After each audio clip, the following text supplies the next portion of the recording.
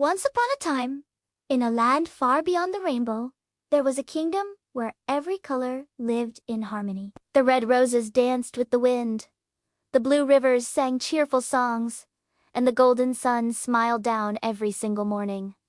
But one day, something strange began to happen. Slowly, almost without anyone noticing at first, the colors started to fade. The vibrant red roses turned a dull gray, the sparkling blue rivers lost their cheerful sparkle, and even the brilliant golden sun became pale and washed out. In the middle of this fading kingdom lived a little girl named Mira.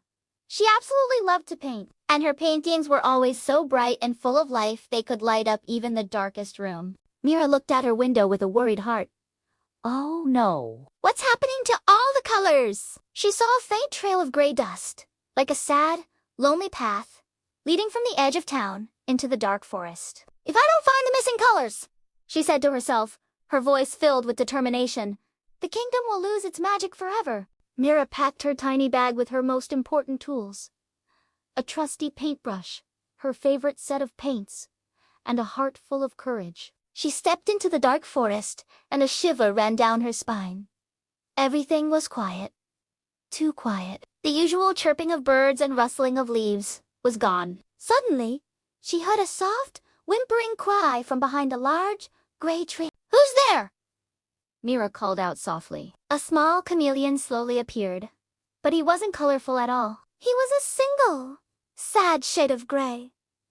My name is Chimi, he whispered. I used to change colors to match my feelings, but now I'm just stuck in gray.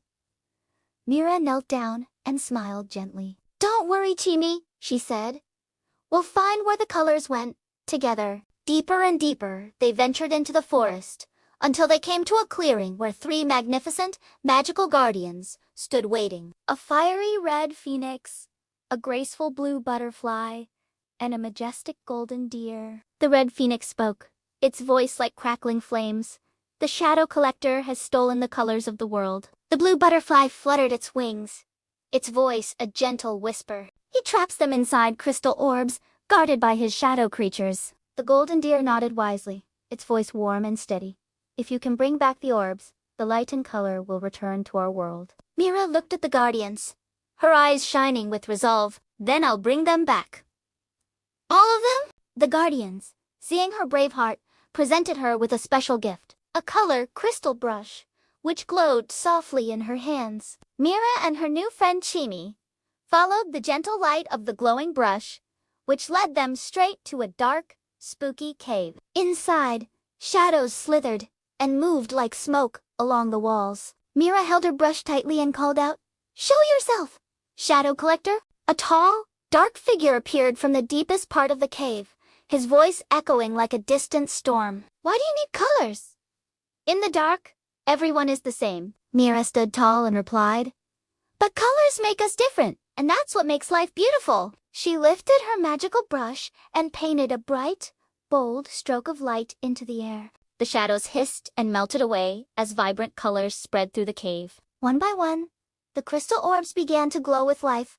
Red, blue, yellow, green, and pink. The rescued colors flew out of the cave and back to the kingdom, like a joyful rainbow river. They painted the trees, the rivers, and the skies once again in their brilliant hues. The red phoenix soared through the colorful sky, the blue butterfly danced on the wind, and the golden deer smiled with a warm, golden light. Chimi bounced with excitement, his skin shifting through a beautiful rainbow of colors. Look, Mira! I'm colorful again. Mira laughed. You always were, Chimi.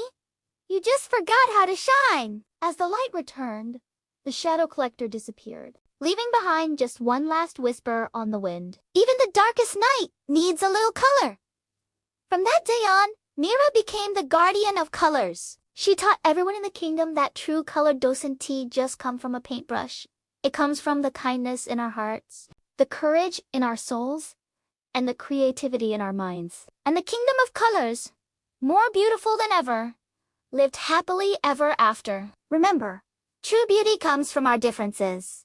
And when we all share our unique colors and work together, the world becomes a wonderful, vibrant place.